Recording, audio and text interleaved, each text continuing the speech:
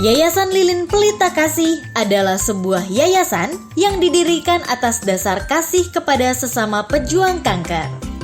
Kami siap untuk membantu para pejuang kanker, baik secara finansial dengan menggalang donasi dan juga dukungan moral.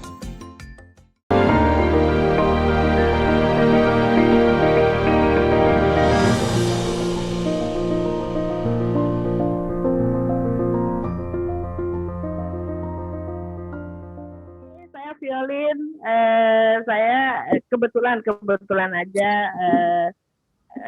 saya punya kejadian yang bersama dengan Tuhan membuat saya turning point dalam hidup saya sendiri. Saya penyintas kanker. Saya akhir tahun Desember 2019 Tuhan izinkan saya mengalami satu sakit, yaitu thyroid cancer. Sudah nyebar ke getah bening dan saya juga masih survive sampai hari ini karena sudah metastasis ke paru-paru. Saya juga sama ke Singapura juga, kadang-kadang cuma lagi nggak bisa masuk sekarang, jadi ya udahlah berobat di Jakarta aja dulu lah sementara. Mungkin saya share sedikit, kita karena lagi saya share sedikit ya. Selamat Hari Kanker Anak Sedunia nih hari ini. Kita di sini dalam satu perahu, kita di sini dalam satu sepatu, kita di sini dalam satu pergumulan yang sama. Jadi saya pribadi dan Yayasan Lilin Pelita Kasih mengucapkan selamat Hari Kanker Anak Sedunia. Biarlah hari ini jadi momentum buat kita untuk sama-sama fighting together. Saya pribadi juga masih fight soalnya untuk cancer saya pribadi gitu. Nah, saya perkenalan sedikit. Kita dari Yayasan Lilin Pelita Kasih, Kak. Jadi yayasan ini bergerak di bidang kanker anak. Jadi jujurnya saya pribadi terpanggil untuk saya sebelum cancer memang saya juga melayani di bidang anak. Kebetulan saya beribadah di gereja, saya melayani banyak anak-anak pinggiran. Jadi memang banyak saya ngajar anak-anak pinggiran. Tapi Tuhan izinkan saya terkena satu penyakit ini, membuat saya terpanggil untuk melayani anak-anak ini karena mereka tidak bisa berjuang sendiri. Kalau bukan kita yang dewasa ini loh yang bantu loh. Anak-anak nggak bisa berjuang sendiri tanpa kita. Jadi saat ini Yayasan Lilin Pelita Kasih kurang lebih kita baru berdiri di bulan Juli 2020. Jadi baru 6 bulan lebih sih, Kak Denada, masih baru banget. Kita masih baru sebibit jagung. Jadi mohon doanya. Sekarang saat ini sudah tergabung 42 anak di dalam yayasan. Jadi anak-anak yang ada sekarang kita buatkan rumah singgah, tidak berbayar sama sekali, mereka boleh pakai. Total sekarang kita santuni mereka ada 42 anak. Mereka bisa rembes obat yang di luar BPJS, mereka bisa menggunakan semua fasilitas yayasan yang ada di dalam Lilin Pelita Kasih. Nah, ini rumah singgah kita persis di belakang Rumah Sakit Darmais. Jadi kalau memang mungkin nanti Kak Denada relasinya mungkin lebih besar atau apa, ada yang membutuhkan rumah singgah, karena kan proses kemo ini panjang, mereka butuh biaya yang dari luar kota, mereka bisa menggunakan rumah singgah ini dengan fasilitas gratis tanpa berbayar 1 perak pun. Ini aja cerita singkat saya aja. Sedikit untuk ini. Saya balik ke Kak Denada nih. Saya malah deg-degan. Berapa hari saya dapat ketika staff saya bilang, Kak, kita dapat nih agreement sama manajemen Denada. Saya langsung cari YouTube, nonton YouTube, wah pokoknya semuanya full Denada seminggu ini saya. Oke, kita santai aja ya, kita sharing. Saya kenalin juga Kak Denada, ini kebetulan mungkin sambil bergabung juga yang lain. Ini adalah orang tua semua dari para anak-anak hebat. Mereka semua ini tergabung dalam yayasan kami. Mereka ini dari berbagai latar belakang. Ada anak yang leukemia, ada yang lagi Mama Chelsea, kanker otak, ada Gibran, ada Papa Rehan, bermacam-macam. Jadi enggak cuma leukemia, ada beberapa macam. Nah, kita mulai ya tanya jawab dari Kak Denada. Mungkin Kak Denada mau kata sambutan dulu nih buat kita semua sebelum saya tanya jawab sama Kak Denada. Aku kata sambutannya, pertama-tama aku mau ucapin terima kasih buat Bu Violin, buat Yayasan SPK. Hari ini saya dikasih kesempatan untuk bisa kenalan nambah teman, mudah-mudahan nambah saudara, nambah keluarga, karena saya selalu bersyukur sekali kepada Tuhan di saat saya bisa mendapatkan satu kesempatan di mana apa yang kami alami selama ini bisa kami bagi dan bisa menjadi suatu hal yang positif untuk siapapun itu. Memang ceritanya, perjalanannya bukan perjalanan yang siapapun inginkan, tapi toh itu terjadi kepada kita. Dan ini banyak sekali membuat aku melihat hal ini dengan cara-cara yang baru, yang mungkin sejalan dengan waktu ya, kita jadi kadang-kadang takjub juga gitu, bagaimana hidup itu bisa berubah dengan cepat, semua perencanaan-perencanaan manusia menjadi tidak ada artinya, karena walaupun kita sering dengar kalimatnya manusia itu hanya bisa berencana, tapi Tuhan yang menentukan, itu kayaknya dari mulai kita masih kecil, kita akrab sekali dengan kalimat itu, tapi kayaknya selama ini selalu menjadi kalimat belaka gitu ya. Sampai akhirnya itu benar-benar kita rasakan sendiri gitu, dan akhirnya pada saat itu terjadi maka tidak ada kata lain dan tidak ada hal lain yang bisa kita lakukan selain mencoba untuk terus bisa bertahan, karena tidak ada menurut saya ya tidak boleh ada kata berhenti, kita terus sama-sama berjuang. Maju adalah satu-satunya jalan, satu-satunya arah yang harus dituju, bergerak maju tetap harus kita lakukan, dan hal-hal seperti ini yang dilakukan oleh Ibu Violin dan Yayasan LPK adalah hal yang luar biasa menurut saya. Jadi saya bisa dijadikan sebagai salah satu orang yang dipilih untuk bisa sharing, berbagi, ikut serta di perjuangannya Ibu Violin yang menurut saya luar biasa. Kali kita butuh banyak sekali lagi orang-orang seperti Ibu Violin. Sama-sama Kak Dena Indonesia, tapi dunia ini butuh orang-orang seperti Ibu Violin. Dan menurut saya seseorang yang setiap orang punya perjuangan masing-masing. Tapi menjalani perjuangan yang Ibu Violin jalani, kita sama-sama tahu itu perjuangan yang tantangannya juga luar biasa, tapi di saat seperti itu Ibu Violin masih bisa memikirkan untuk juga berjuang untuk orang lain. Itu menurut saya adalah itu saya bisa bilang itu berkat yang luar biasa. Dan kalau saya pribadi, saya cuma bilang sama Tuhan, Tuhan kalau boleh ada sisa waktu, saya nggak tahu waktu saya berapa lama lagi Kak Denada.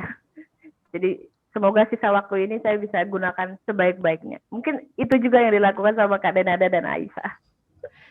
Ya. Nah, saya mau tanya satu hal nih mungkin. Kenapa sampai Kak Denada, saya lihat di Instagramnya, saya lihat di YouTube-nya, sekarang kok luar biasa lah. Maksudnya tiap Jumat ada Jumat berkah. Bahkan kami ini loh yang nggak ada apa-apanya, tiba-tiba Kak Denada mau datang ke kami ini, saya benar-benar, wah puji syukur deh. Apa sih Kak yang membuat turning point seperti ini Kak Denada?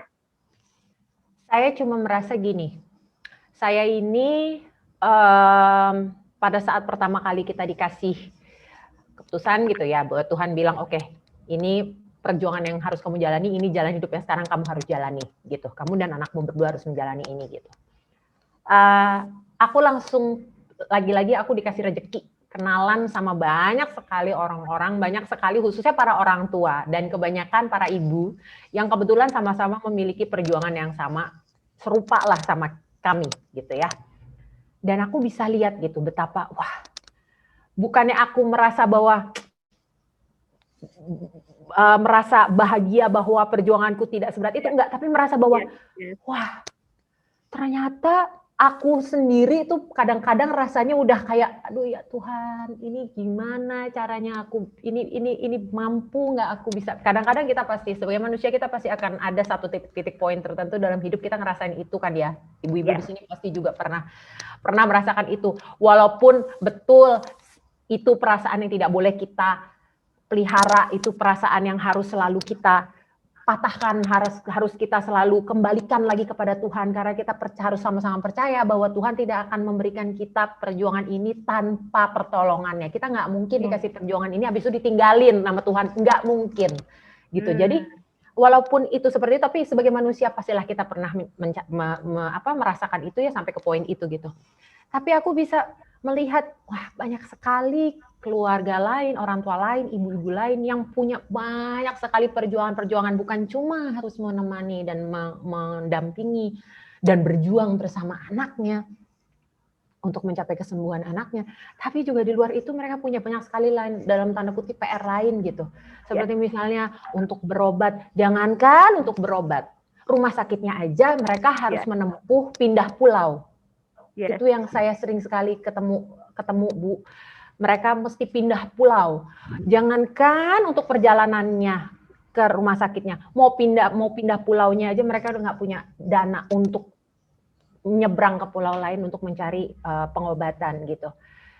Jadi saya kadang-kadang suka mikir gitu. Saya mungkin saat ini memang juga lagi banyak tantangannya gitu. Tapi saya bilang, saya punya apa yang saya bisa lakukan untuk bisa meringankan dan membantu mereka gitu. Jadi ya saya pakai apa yang saya punya gitu. Tuhan titipin saya dengan sekian banyak follower, ya itu kekuatan saya. Itu yang akan saya pakai untuk membantu orang lain. Karena apa? Saya tahu ngejalanin ini nggak mungkin kita bisa ngejalanin selama ini kalau bukan karena bantuan Tuhan. Jadi apapun yang saya bisa lakukan untuk bisa membantu, untuk bisa sharing, untuk bisa berbagi kepada orang lain yang saya mampu semaksimal mungkin, saya akan lakukan. Itu sih.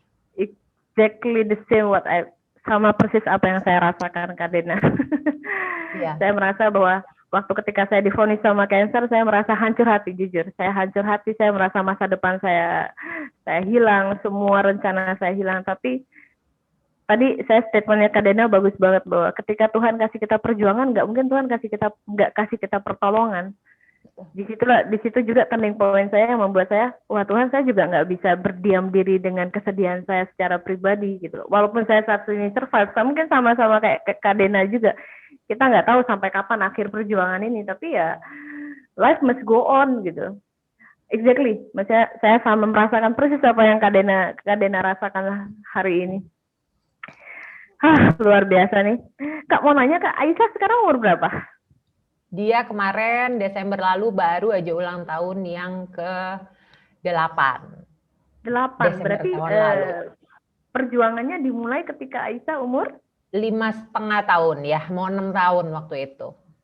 Oh, oke. Berarti it's almost 2 years now ya? Ya, udah 2 tahun lebih lah.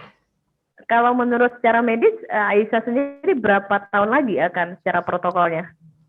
Kalau protokolnya Aisyah itu udah selesai. Jadi sekarang ini yang dilakukan adalah masih dalam observasi dokter. Dan jadi kita masih tetap check up, kita masih tetap ada follow up, check up-nya masih tetap ada, lalu juga masih ada observasi dokter melihat bagaimana reaksinya tubuhnya Aisyah terhadap semua treatment yang sudah diberikan selama ini gitu. Jadi puji syukur. Berarti sekarang Aisyah kondisinya sudah stabil, sudah cukup stabil. Amin. Kita terus berdoa, kita tidak boleh lengah, kita terus berdoa, kita tetap minta sama Tuhan, nggak kendor berdoanya tidak kendor, malah makin semangat, berdoanya semakin keras, semakin banyak gitu. Tentunya diimbangi bersyukurnya juga yang banyak gitu. Tapi kita tahu bahwa masih ada perjalanannya yang harus dijalani dan kita pokoknya percaya yaitu tadi gitu. Kalau dulu aku pengen cerita dulu waktu pertama kali Aisyah, kita tahu ya Aisyah didiagnosa seperti itu gitu, dan pertanyaanku pertama kepada dokter pada saat itu adalah, dokter, salah saya di mana? Aku rasa ternyata pada saat aku sharing beberapa kali dengan para orang tua yang lain gitu ya, kebanyakan para orang tua yang lain pun suka bertanya hal yang sama gitu. Salah saya di mana gitu. Saya Saya juga, Kak. menjaga. Ya pasti Saya ya pribadi kadang. juga, saya pribadi juga iya bertanya-tanya kenapa harus saya Tuhan. Ya. Kenapa? Salahnya di mana? Saya tanya sama dokter, apa kesalahan saya selama ini? Saya bilang, saya rasa saya sudah menjaga Aisyah dengan sebaik mungkin yang saya mampu. Saya bilang semua makanannya terbaik. Saya bilang saya tidak pernah izinkan dia makan yang aneh-aneh. Saya jaga dia, saya berikan dia semuanya yang terbaik yang saya bisa gitu. Semua deh sebutin apa, ASI eksklusif. Saya bilang, saya 2 tahun ASI Aisyah. Pokoknya udah ya the best I could do, terbaik yang bisa saya berikan sebagai seorang ibu, saya berikan kepada dia. Jadi salah saya di mana? Saya bilang gitu sama dokter. Terus dokter ketawa, dia lihat saya, terus dia bilang gini, saya paham perasaan kamu, dia bilang, tapi percayalah sama saya, nggak ada yang salah yang kamu bikin. Dia bilang gitu. Semua yang kamu bikin sudah benar, anak kamu kasih gizi sebaik-baiknya dan segala macam. Dia bilang, kamu percaya apa tidak? Saya kasih tahu kamu bahwa sampai detik ini, dia bilang, belum ada, saya lupa bahasa dia kata-katanya yang tepatnya apa, tapi dia bilang rangkuman saya adalah belum ada satu penelitian ilmiah atau bukti yang ilmiah yang betul-betul 100% nyata dan betul-betul meyakinkan yang bisa memberitahukan kepada kita sebetulnya apa yang menyebabkan cancer bisa terjadi kepada anak. Terus aku tanya sama dokter, loh, jadi ini bisa terjadi kepada siapa saja, kapan saja? Aku bilang gitu. Iya, dia bilang. Ini bisa terjadi randomly kepada siapapun dalam kurun waktu apapun. Disitulah pulang dari situ aku merenung, Bu. Aku bilang, saya bilang, berarti kalau memang ini betul-betul terjadi secara random dan bisa terjadi kepada siapapun, berarti ibu-ibu sekalian, anak-anak kita dan kita ini dipilih loh sama Tuhan. Spesial. Karena tidak mungkin kita menjalani ini kalau Tuhan tidak merasa kita spesial dan istimewa. Itu yang aku selalu bilang. Nggak mungkin kita diberikan sebuah perjuangan kalau kita tidak dibekali juga dengan senjatanya, aku suka bilang gitu, dengan senjata, dengan pertolongan, dengan bantuan dari Tuhan gitu. Jadi pada saat di awal-awal memikirkan itu tentunya aku nggak seperti sekarang ya Bu. Kalau sekarang ngomongnya udah lebih dengan senyum, kalau dulu ya pasti juga dengan tangisan, pasti juga dengan hati yang juga hancur, berasa dunia ini runtuh, merasa bahwa semua yang sudah kita persiapkan semuanya sudah tidak ada artinya lagi gitu. Itu aku rasa di awal-awal sekian bulan pertama itu kayak sulit untuk bisa keluar dari pemikiran dan situasi hati yang seperti itu gitu. Aku rasa ngobrol dengan banyak ibu-ibu lain juga banyak yang juga melewati proses yang mungkin serupa kayak aku pada saat itu gitu. Betul sih, nggak mudah sih jujur. Saya juga punya anak seumuran sama-sama Kak Dena. Saya punya 1 orang putra dan 1 orang putri. Saya tahu persis rasanya. Jadi jangankan cancer, anak kita panas demam sedikit aja kita udah udah rasanya tuh nggak bisa tidur jagain dia. Jadi saya jujur, ketika saya mendirikan yayasan ini saya tahu persis apa yang dirasakan semua orang tua di sini. Tapi satu hal Kak, saya pengen tanya, itu kan pribadi kita sama Tuhan ya. Maksudnya tuh ketika kita tadi Kak Dena bilang bahwa kita ini spesial loh. Saya pribadi pun saya bilang sama Tuhan, untuk awal pertama kali itu nggak mudah, menerimanya tuh nggak mudah, jujur nggak mudah. Dengan saat ini saya juga bisa senyum sama Kak Dena. Kalau Kak Dena ketemu saya Desember, saya udah nangisnya kemana-mana Kak. Hanya cerita aja kita udah nangis gitu loh. Tapi dengan bulan berganti bulan, tahun berganti tahun, kita mulai survive gitu. Yang paling sulit tuh, saya pengen nanya satu hal ke Kak Dena deh. Yang paling sulit itu adalah intimidasi negatif dari masyarakat luar yang nggak ngerti tentang penyakit ini. Nah, itu mungkin dialami sama ibu-ibu di sini juga, sama bapak-bapak di sini juga, bahwa mungkin kalau saya pribadi karena saya mungkin sudah dewasa kan, banyak orang banyak orang akan bilang, wah salah pola makan nih, Ya. intimidasi itu banyak datang. Nah itu Kak Denada menyikapinya bagaimana mungkin bisa kasih nasihat kepada orang tua di sini, karena banyak sekali masyarakat norma terutama norma masyarakat ya akan cancer, bahwa cancer itu adalah mungkin salah kasih makan, genetiknya nggak bagus, segala macam lah gitu. Ya, itulah ya. Aduh, saya pun pernah mendengarkan dan mendapatkan itu ya, Bu. Maksudnya pertanyaan-pertanyaan seperti itu, gitu. Jadi ya dulu mungkin kamu gini kali, kamu begitu kali, gitu. Sehingga itu tadi kita sebagai orang tua pasti ada kayak langsung merasa bersalah gitu dan merasa bahwa ini adalah salah kita gitu. Sehingga keluarlah pertanyaanku tadi kepada dokter yang tadi aku cerita gitu. Tapi kalau aku dulu, pasti di sini setiap ibu dan bapak mungkin punya, aku lupa, maaf ya dari tadi ibu terus lupa kalau di sini ada bapak-bapak juga, maaf ya bapak-bapak. Ada juga. Maaf ya, maaf. Tapi ada juga bapak yang konsen dengan anaknya, ada banyak Bu di sini, Bu. Iya. Tadi soalnya nggak kelihatan bapak-bapaknya, jadi sekarang saya baru ngelihat, oh ya ternyata ada bapak-bapaknya juga. Jadi ibu dan bapak, kalau menurut saya, yang saya alami ya, mungkin setiap ibu dan bapak mungkin punya metode yang berbeda karena mungkin situasinya beda, mungkin mempunyai sifat yang juga berbeda, situasi anak juga berbeda, keluarga juga berbeda gitu. Tapi kalau dari apa yang saya jalani, saya itu lebih seneng pakai kacamata kuda, tutup kuping, lebih seneng kayak gitu. Jadi saya langsung tuh pada saat saya tahu bahwa oke, ini yang harus dijalani oleh Aisyah gitu, dan berarti ini yang harus saya jalani juga berdua dengan anak saya gitu. Maka saya langsung melihat bahwa prioritas hidup saya berarti harus saya rubah.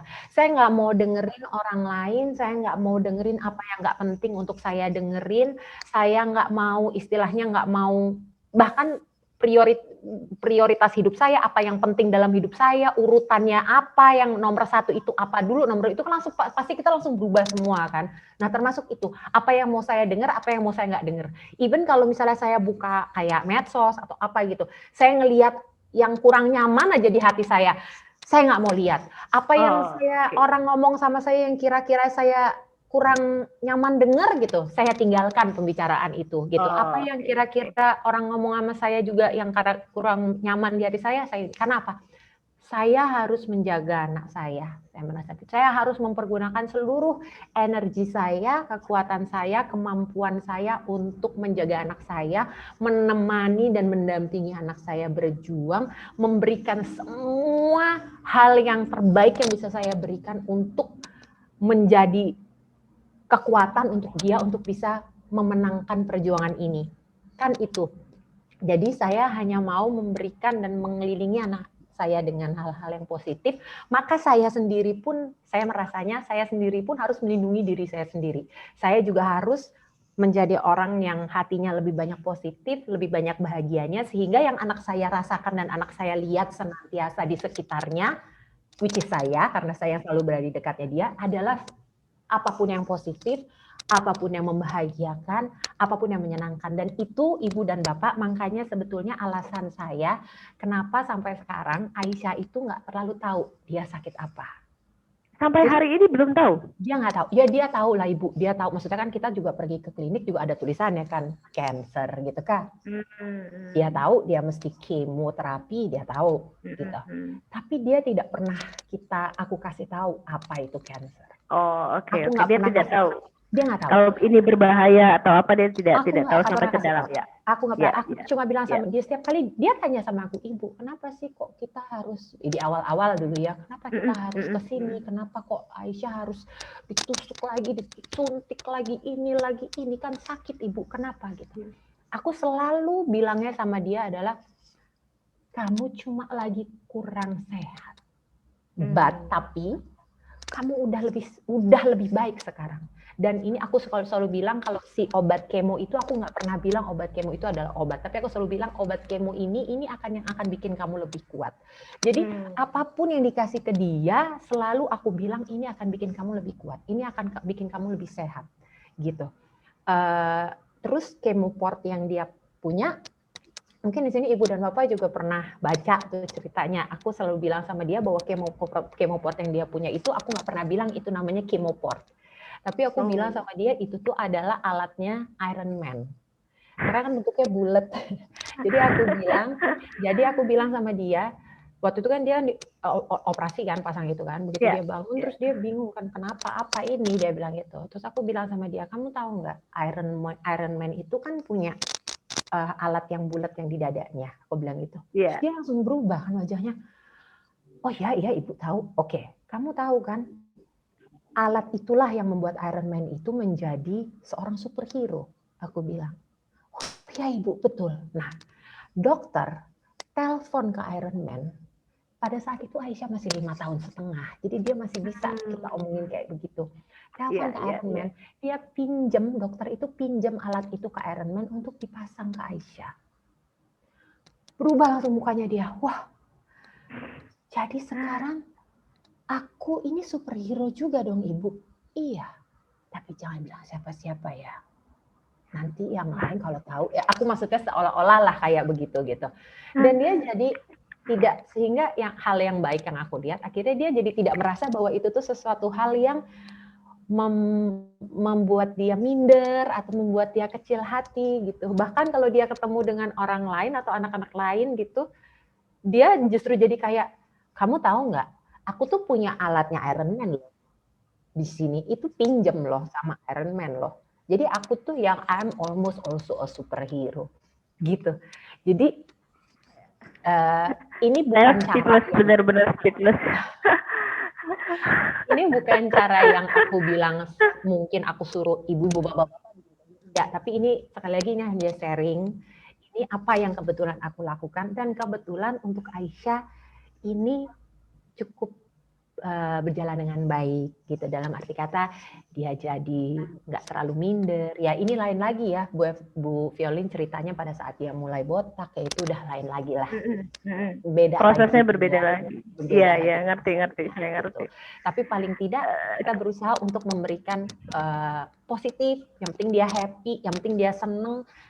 Pokoknya aku bikinlah setiap hari itu bangun tidur pokoknya happy aja terus gitu. Gimana caranya? Jadi akunya merasa akunya pun harus di dalam state of mind yang sebisa mungkin seperti itu, walaupun susah ya Ibu Bapak sekalian. Saya jujur juga manusia butuh nangis ya. Orang tua lihat anak kita ya Bu. Terharu jujur, maksudnya tuh di sisi lain hatinya Kak Denada pasti kan, ucapan dengan hati kan pasti beda. Di hati ini kan bergejolak ya Kak. Ini saya last question juga nih, karena waktu kita terbatas. Nanti mungkin bapak-bapak, ibu-ibu yang lain mau bertanya. Soalnya kan jadi, saya nanya Kak secara heart to heart aja nih, maksudnya kan kita kan punya anak, kita tahulah hancur hatinya ketika kita tahu anak kita. Pasti Kak Denada juga punya titik lemah sebagai seorang manusia ya. Punya titik down ketika itu. Itu gimana sih, maksudnya ibu-ibu di sini, bapak-bapak di sini juga sama merasakan hal yang sama. Bagaimana caranya nyikapin hal ini ke depan anak kita gitu. Maksudnya tuh kan nggak mudah. Hati kita ini kan lagi hancur nih. Hati kita ini lagi down banget. Terus tapi di depan anak kita harus tersenyum, harus itu gimana caranya Kak Denada membagikan spirit seperti itu? Kalau saya biasanya sebisa mungkin saya tahan. Prinsip saya jangan sampai Aisyah tuh lihat saya sedih, jangan sampai Aisyah lihat saya gundah, jangan sampai Aisyah lihat saya gusar. Jadi apapun kepusingan saya, ketakutan saya, kekhawatiran saya, biar cuma saya yang tahu. Pokoknya dia taunya saya senang, saya happy.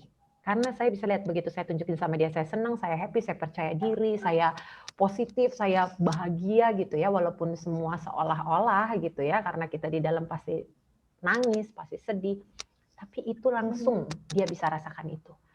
Pernah satu kali saya ketelepasan nangis depan dia, pada saat itu dia harus transfusi darah untuk kedua kali atau ketiga kalinya dalam 1 minggu, saya lupa. Jadi dia harus transfusi darah, dia HB-nya drop, harus transfusi darah, ditransfusi, habis transfusi cuma bertahan sebentar, drop lagi besok, sehingga harus transfusi lagi, sehingga yang kesekian kali transfusi saya udah nggak tahan, saya nangis di depan dia. Saya telepon mama, saya ngadu sama mama dan saya nangis gitu. Dan dia lihat saya gitu, terus dia ambil tisu, terus dia hapus gitu air mata saya gitu. Wah, di situ saya langsung menyesal. Saya menyesal. Saya langsung di situ saya merasa ya ini saya sendiri ya. Saya merasa saya nggak boleh, anak saya nggak boleh lihat saya kayak begitu gitu. Kalau saya pribadi. Jadi yang saya lakukan adalah kalau Aisyah udah tidur atau misalnya nih dia belum tidur tapi saya kepengen banget nangis, kepengen banget mengeluarkan apapun emosi yang harus saya keluarkan, saya masuk kamar mandi, saya kunci, saya nyalain shower sekenceng-kencengnya, saya nangis sekenceng-kencengnya. Itu kalau misalnya dia bangun. Tapi kalau misalnya saya bisa tahan nih sampai nanti malam dia tidur, dia udah tidur, biasanya saya ngadu, Bu.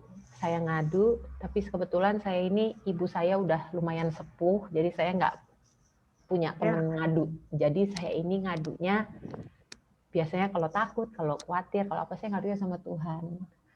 Jadi saya biasanya berdoa, saya sembahyang, biasanya malam-malam kalau Aisyah udah bobo, nah disitulah saya nangis sejadi-jadinya. Saya sampaikan sama Tuhan semua yang jadi ketakutan saya, kekhawatiran saya, ketidakberdayaan saya, kepedihan saya, kesulitan saya. Walaupun saya nggak pernah berani bilang sama Tuhan, kenapa kok kita dikasih ini? Nggak berani saya, Bu. Karena mama saya pernah bilang sama saya nggak boleh gitu sama Tuhan. Bukan hak kamu untuk mempertanyakan sama Tuhan, kenapa? Bukan hak kamu. Jadi ibu saya bilang, saya nggak pernah lupa pesan mama saya sama saya adalah, kalau kamu merasa berat menjalani sesuatu, kamu merasa tidak sanggup menjalani sesuatu, kamu ngadu sama Tuhan, kamu ngadu.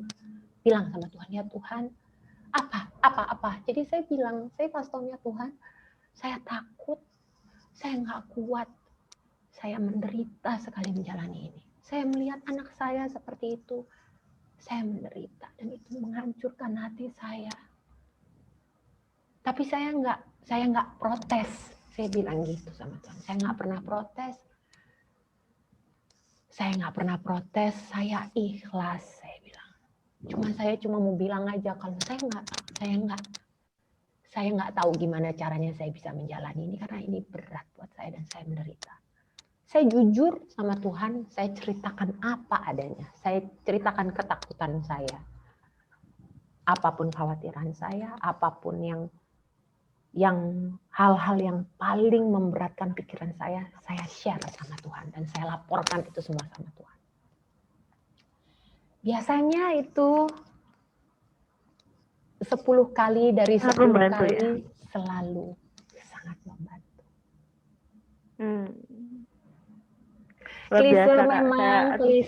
Klise memang orang kadang-kadang suka bilang, Allah masa iya sih kayak begitu Allah misalnya. Ya tapi emang iya. Jadi saya tuh paling malu sebenarnya kalau ada orang ngomong sama saya, wah Dena, you're a super mom, strong mom. Saya bilang, aduh, dalam hati saya, lu nggak tahu aja. Saya selalu bilang gitu. Kita semua nih ibu, bapak, kalau namanya orang tua, kalau udah urusannya anak, semua pasti sama ibu dan bapak. Nggak bisa jadi bisa, nggak mampu jadi mampu, nggak kuat jadi kuat. Urusannya soal anak.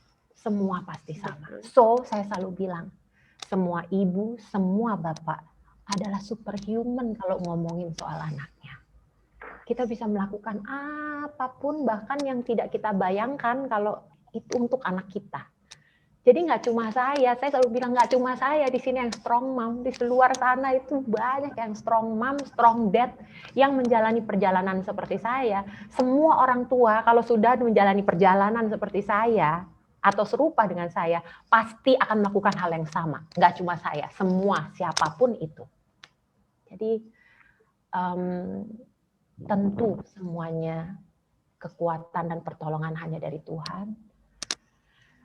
Maha dari segala maha juga cuma Tuhan. Jadi saya selalu merasa bahwa tempat bergantungnya saya cuma Tuhan. gitu. Begitu sih. Yes, saya setuju banget. Saya sangat setuju. Karena kita nggak bisa kemana-mana lagi selain kepada Dia lagi yang menciptakan kita. Betul. Kak Dena deh, boleh saya tambah waktu sedikit? Ada bapak-bapak, Boleh. ibu-ibu yang mau nanya. Silakan. Soalnya informasinya saya dikasih message katanya udah harus selesai. Oh iya.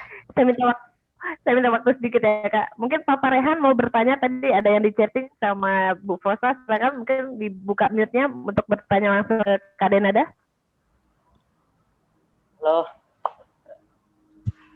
Halo Kak. Ya. Selamat sore. Kebetulan saya juga orang tua pasien juga, ya kan, kebetulan sama leukemia juga. Nama anak saya Raihan Fadilah. Kebetulan kita berobat di Rumah Sakit Kanker Darmais Jakarta sejak November 2013 sampai hari ini.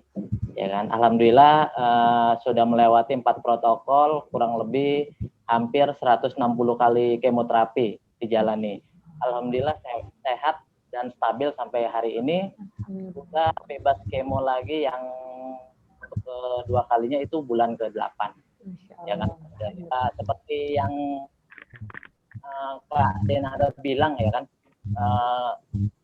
kita jalani semua ini dengan intinya dengan kemampuan kita masing-masing, ya kan, karena setiap individu itu berbeda, ya kan, kita keadaan kita tidak sama, tapi posisi kita sama, kita berjuang untuk kesembuhan anak kita, ya kan, intinya jalani, nikmati dan syukuri apa yang telah terjadi, karena memang itu sudah ada garisnya dari Tuhan, ya kan, dari yang di atas.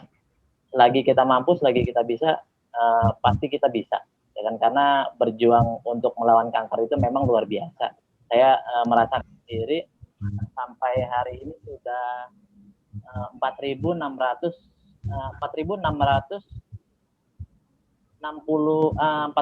hari berjuang menemani anak dihitung ya Bapak Rehan.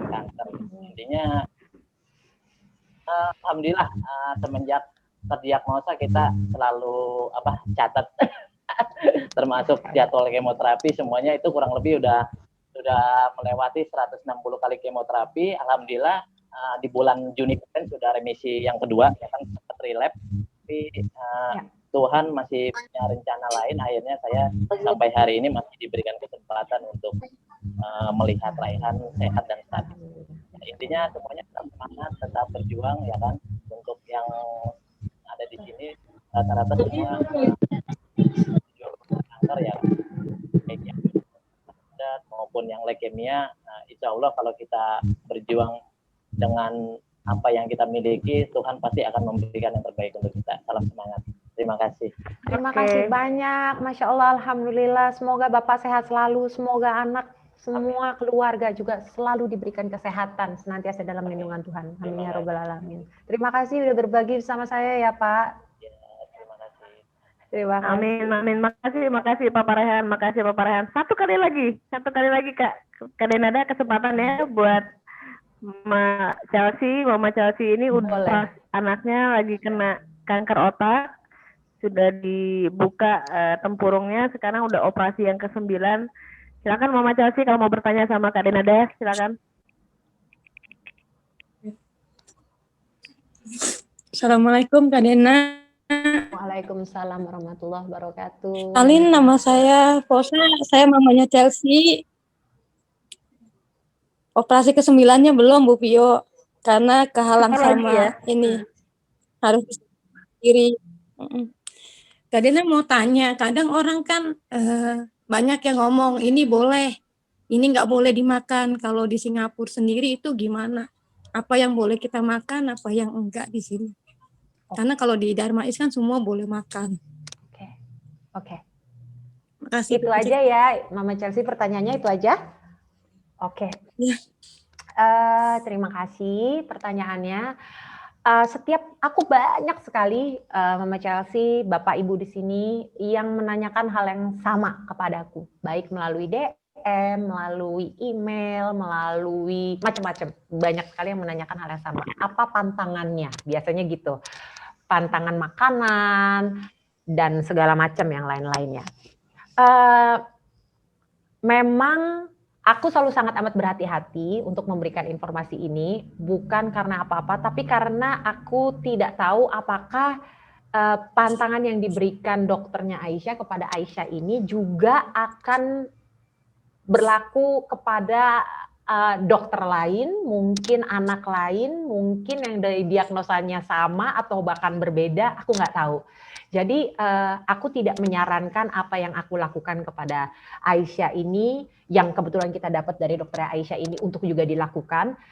Sebelum aku menjawab ini, aku akan sangat amat menyarankan semua bapak dan ibu di sini untuk hal-hal seperti ini sebaiknya ditanyakan langsung kepada dokternya. Kalau memang dokternya bilang, oh pantangannya ini, diikuti saja. Kalau misalnya dibilang, oh nggak ada pantangan, berarti tidak ada pantangan. Karena mungkin kondisinya berbeda, diagnosa yang berbeda, situasinya yang berbeda, mungkin latar belakang yang berbeda-beda, bisa jadi membuat berbeda aturannya dari dokter. Kalau Aisyah sendiri, di sini aku ada share sebenarnya di Instagram aku ada highlight di Instagram aku yang judulnya leukemia. Di situ aku share beberapa hal-hal yang selama ini aku lakukan untuk Aisyah. Masalah makanan misalnya. Kalau dari dokternya Aisyah, pantangannya buat Aisyah itu adalah banyak sih. Cuma intinya semua makanan harus makanan matang. Jadi makan misalnya 3 kali sehari, maka semua makanan itu harus dimasak mendadak. Jadi nggak boleh masak pagi, dimakan sore atau siang nggak boleh. Setiap makanan yang habis dimasak harus dikonsumsi dalam waktu 1 jam, maksimal 2 jam. Kita nggak pernah lebih dari 1 jam biasanya. Jadi misalnya dia mau makan siang, langsung kita masak, cek. Begitu saya masak lagi panas-panas tuh, kita kasih. Kalau misalnya pas dia lagi harus kemo, waktu dulu ya di rumah sakit kemo yang panjang, yang seharian, maka makanan siang dan segala macam itu diantar. Jadi begitu udah mau makan siang, cucu masak, langsung bawa paket tempat makan yang bikin dia angetnya lama, karena intinya itu makanan harus sebisa mungkin diberikan dalam keadaan fresh dan masih hangat. Sebisa mungkin masih betul-betul baru dimasak. Itu jadi 3 kali makan, maka kita masak 3 kali sehari, kecuali nasi ya. Kalau nasi kan bisa dibikin panas terus ya, itu pemikiran kita sih, bisa dibikin hangat terus. Jadi biasanya kita kalau nasi masih kadang-kadang suka masak siang, malamnya masih dimakan karena masih hangat gitu. Di luar itu nggak boleh makan apapun yang mentah, sashimi, sushi, salad, yang gitu-gitu nggak boleh. Buah-buahan harus yang bisa dikupas kulitnya, tidak boleh dimakan bersama kulit. Jadi kalau untuk Aisyah, apel boleh tapi harus dikupas kulitnya. Per boleh tapi harus dikupas kulitnya. Strawberry, blueberry, anggur tidak boleh karena tidak bisa dikupas kulitnya. Jamur tidak boleh kecuali jamur kancing kaleng biasa. Makanan apapun yang fermentasi tidak boleh. Yogurt atau sejenisnya yang ada bakteri hidupnya nggak boleh.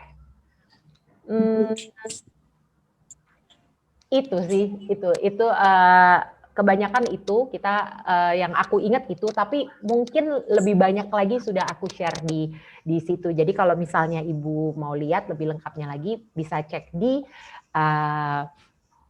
highlight aku yang leukemia. Tapi setahu aku dari kita di Singapura pun kayaknya dari satu dokter dengan dokter lain pun kadang-kadang nggak terlalu sama aturannya. Jadi mungkin sebaiknya sekali lagi lebih baik ditanyakan ke dokternya apa pantangannya buat anak gitu, Ibu Mama Chelsea. Semoga membantu ya. Kalau mau nanya apa-apa, ada ya. Ada kata semangat dari Chelsea. Hai Chelsea, ini aku loh, Tante Denada loh. Chelsea. Yang mana? Ada. Chelsea mau jadi apa? Chelsea mau jadi apa? Mau jadi YouTuber ceritanya kan ya. Hebat. Nanti kalau udah jadi YouTuber, Tante Denada ini ya collab, kita collab, oke? Tante Denada doain biar Chelsea bisa jadi YouTuber yang hebat, yang sukses, lebih banyak subscribersnya daripada Atta Halilintar. Subscribersnya nomor 1 di Indonesia. Duitnya banyak, lebih banyak duitnya daripada Atta Halilintar nanti ya. Amin ya robbal alamin. Semangat ya. Amin. Ibu, Bapak di sini kalau ada mau dance Blackpink. Oh, mau dance sama dong sama Aisyah, senangnya dance Blackpink. Ya, Mama Chelsea mudah-mudahan membantu informasinya buat Ibu dan Bapak di sini yang mau tanya-tanya apapun, mau sharing segala macam, itu di Instagram aku, DM aja aku. Aku juga kadang-kadang memang nggak setiap hari bisa buka DM, tapi kalau pas aku ada waktunya dan aku buka, insya Allah aku bales untuk sharing, ngobrol segala macam. Gitu. Thank you. Terus, banget nih Kak Denada. Bu Violin, aku mau nyapa ini teman segeng aku ini. Aku baru lihat ternyata ada di sini nih. Oh, yang mana? Aku punya teman segeng ternyata di sini, tapi dia nggak ngomong-ngomong kalau dia ikutan live di sini. Coba deh bener. Ini tuh salah satu ibu, ini warrior mom banget sih. Ini warrior banget, ini pejuang banget. Warrior mom, ibunya warrior, anaknya juga warrior. Mama Rio, Mbak, wah gak ngomong. Mama Rio. Oh, ada di sini. Ini CS-an aku ini, Bu. Halo, oh ini. Halo Mama Rio. Ini sama-sama di NUH ya? Oh, iya. Oh. Oke. Salam kenal Mama Rio. Mana jagoan mana, Mbak? Sembuh. Ini anaknya juga temennya Aisyah. Apa namanya? Diagnosanya apa? Diagnosanya leukemia J. Aduh, langka banget. Apa diagnosanya? Halo ya. Ini sudah lupa sama Tante Denada ini. Padahal ini jagoannya Tante Denada, tapi sudah lupa sama aku. Lupa nggak sama aku? Lupa sedikit lah. Lupa sedikit hatiku. Kok lupa ada sedikitnya, yuk. Mbak. Oke, thank you. Sehat-sehat ya, Mbak. Makasih. Makasih juga. Iya, ada sama Aisyah. Iya, amin. Sun ya, Mbak. Makasih ya, Mbak. Iya. Iya, Bu. Nah, kadang-kadang sebagai penutup nih, saya ngeliat di Instagramnya sekarang eksis banget sama Zumbanya nih. Ngajarin anak-anak di rumah singgah buat Zumba. Iya, jadi instruktur Zumba sekarang. Tapi senang banget karena punya kesempatan buat ngambil sertifikat sebagai instruktur Zumba untuk anak juga. Jadi kenapa kepengen ngambil instruktur Zumba untuk anak? Karena emang niatnya kepengen Zumba ini bisa dijadikan sebagai kegiatan untuk anak-anak kita, anak-anak pejuang kanker khususnya. Karena aku suka ngeliat gitu kalau Aisyah tuh bagaimana excitednya dia, bagaimana happy-nya dia kalau misalnya pas lagi Zumba sama aku gitu. Dan makanya jadi bersemangat banget kepengen ambil sertifikasi Zumba untuk anak karena niatannya bukan yang lain-lain, tapi karena kepengen bikin kelas khusus untuk anak-anak pejuang kanker. Dan syukur kepada Tuhan, bersyukur sekali kemarin dapat kesempatan itu. Untuk bisa ngajar di beberapa rumah singgah waktu itu gitu, Bu. Boleh Kak, nanti kita undang-undang mampir di rumah singgah kita ya Kak untuk ngajar Zumba Zoom. Dengan senang hati. Karena kan memang anak-anak penyintas kanker ini kan mereka tidak punya teman bersosialisasi, mereka nggak bisa seperti anak normalnya, plus pandemi lagi sekarang kan, jadi cukup terbatas lah. Saya juga ngeliat mereka ini cukup terbatas, nggak seperti anak normal pada biasanya. Iya. Thank you Kak Denada. Mungkin ada pesan terakhir buat kita semua nih, mama-mama dan papa-papa yang hebat-hebat semua di sini yang menemani anaknya, ada yang setahun, 2 tahun, bahkan bertahun-tahun kayak Papa Rehan gini. Bisa kata-kata penyemangat Kak Denada buat kita semua. Aku mau ngucapin terima kasih buat ibu-ibu di sini, Bapak. Terima kasih banyak. Walaupun kesannya seperti aku yang berbagi, tapi sebetulnya hari ini aku mendapatkan kekuatan yang luar biasa dari Ibu dan Bapak semua. Jadi aku salut tentunya memberikan doaku yang paling baik untuk ibu-ibu sekalian, bapak-bapak sekalian, untuk anak-anak kita. Semoga Tuhan memberikan seluruh kemudahan, kelancaran untuk anak-anak kita bisa segera mencapai kesembuhan. Dan aku mendoakan untuk ibu-ibu dan bapak sekalian semua senantiasa diberikan Tuhan kesehatan, kekuatan, pertolongannya Tuhan sehingga terus bisa memberikan kekuatan dan memberikan yang terbaik dan selalu bisa mendampingi anak-anak kita untuk juga bisa memenangkan perjuangan ini. Amin. Jangan putus semangat, jangan patah semangat. Jangan patah semangat, jangan putus semangat. Kita saling mendoakan, kita saling memberikan semangat yang positif. Percayalah, sekali lagi aku ingatkan, percayalah bahwa Tuhan tidak akan memberikan kita perjuangan ini tanpa kita dibekali pertolongannya yang lebih, tanpa kita dibekali kasih sayangnya yang lebih, penjagaannya yang lebih. Jadi tetap semangat, dan sekali lagi kalau butuh, mau tanya apa-apa, mau sharing apa-apa, silakan DM aku di Instagram. Aku ndak janji aku bisa cepet-cepet balasnya, tapi begitu aku notice DM-nya, insya Allah aku akan balas. Ya, buat ibu-ibu bapak sekalian, semoga sehat selalu semuanya, selalu dalam lindungan Tuhan. Dan sekali lagi buat Bu Violin, Amin.